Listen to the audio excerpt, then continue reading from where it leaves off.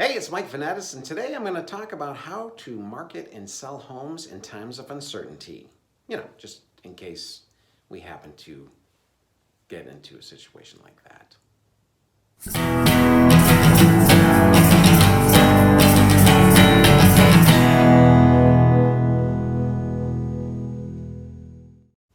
So, yes, we are living in uncertain times, unprecedented times, uncharted territory, whatever word you want to use to describe what we're going through. Bottom line is things are different. And if things are different, that means that our buyers are thinking differently. And if they're thinking differently, that means that our approach to marketing and sales needs to be different as well and needs to align with their new thinking. So we're going to talk about that. We're going to talk about how do we figure out what our buyers are actually thinking, and just good news there, because your buyers are human and we all kind of go through the same thing, that'll be an easy task to figure out what they're actually thinking right now. But before we do that, before you can sell a home, there's something that you need to address, and that's where you're at yourself, right? So if you're fearful right now, if you are one of those people that you're just afraid of everything, then you're not going to sell any homes. You just won't. People pick up on that. Fear is contagious. So if you walked into a room and everybody had a look on their face like they just saw a ghost, you would panic, right? You'd be like, oh my gosh, what's going on? Maybe I should be afraid.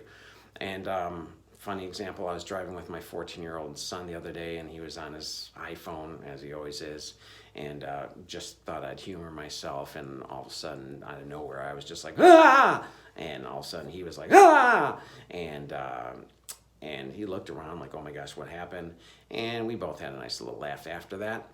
Actually, he didn't laugh at all, but I got a good laugh out of it. But anyways, I digress. So if you are fearful, if you are lacking confidence that now is still a good time to buy for lots of people, you're not going to sell anything. So we need to first work on you. But the good news is what you're going through right now and what your buyers are going through are really the same thing. And so we're going to talk about what are those things. So when we're in times of uncertainty, and I'm talking mostly about financial uncertainty, the first thing that most of us do is we look for ways to scrap our discretionary spending, right? Like if we're going out every night and going out to fancy restaurants. Not that we can even do that right now, but we might say, you know what, I'm scrapping that. I'm going to start making meals at home. Okay, so the first thing is we cut discretionary spending. The next thing is we look for ways to extend the essential things that we need. So in other words, food. Let's just take a gallon of milk. Okay, we're going to find ways of either making that milk last longer or cutting the cost of that milk. Okay, so maybe you're used to going to Whole Foods or whatever, buying organic milk at $8 a gallon. You may go for non-organic and buy your milk at Aldi or something like that for $3 a gallon. Okay, so you'll find ways of still keeping the essentials, but just kind of doing it in a different way so you can save money.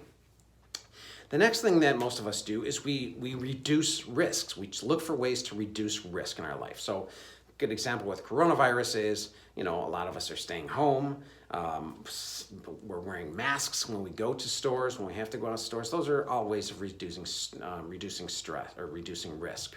And so we go through everything in our life, and we say, and if it's financial stuff too, we say, okay, if I have money tied up in certain things, we may say, you know what, I'm going to pull money out of that and put it somewhere else that's safer at this point. So that's the next step. And the next thing that happens to all of us is we tend to look to see what everybody else is doing, and we kind of follow suit, or we at least make decisions based on what we see everybody doing. And sometimes that's good, sometimes that's not so good. We saw the whole toilet paper thing, people just clearing out store shelves, stocking up on toilet paper, and then other people saw that and they're like, oh, I don't know why, but I guess I'm gonna load up on toilet paper. So all of a sudden there was a scarcity of toilet paper, and I don't think anybody really knows why they were buying it to begin with, but they saw everybody else doing it, and that's what happens. So we all go through those steps, and those are good things to go through. So now that we know that these buyers are going through that, how do we address our marketing and our sales to address that? Okay, so the first thing is that we look at our approach based on those things that I just mentioned: cutting discretionary spending, making the essential stuff last longer, reducing risks, and that sort of thing. So, and everything from your marketing to your sales approach, the first thing is you look at what you're selling and you say, well, let's get rid of the discretionary stuff. In other words, if you had a home and you were including some fancy schmancy, whatever it is, something that would be considered a luxury, you're probably going to want to downplay that and maybe even get rid of that as a standard feature for now and reduce the price of the home. But the point is that if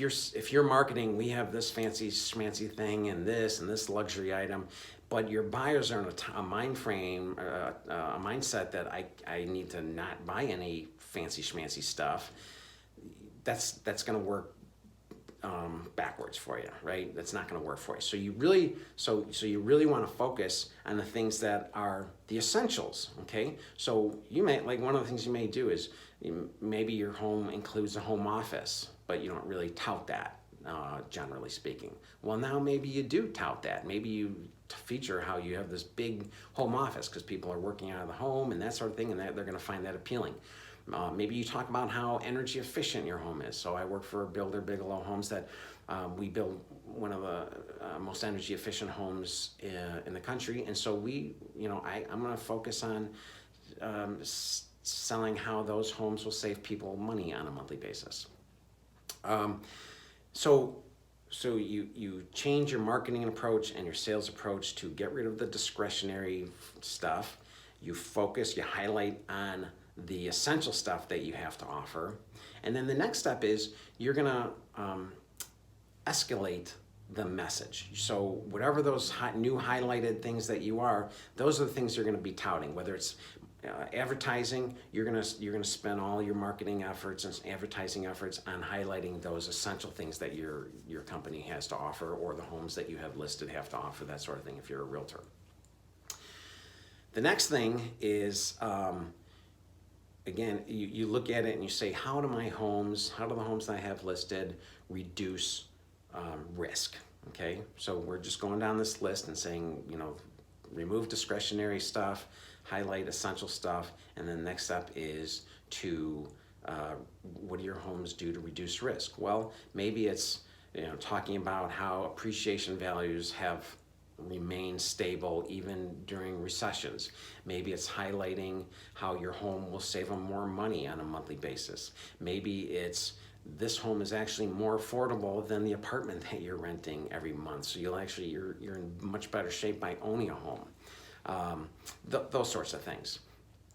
So that is the approach that you want to take. And then, the last one is listening and watching what everybody else is doing. And this is the one I want to kind of make sure that you understand. So the home building industry in general is kind of infamous for not being very innovative. Like, home builders basically do what every other home builder does, right? So like, if they see big builder A saying we're open by appointment only, they say, well, that must be a smart thing to do. So then they do appointment only, and then pretty soon everybody's open by appointment only, even though all the salespeople are still in the office normal business hours.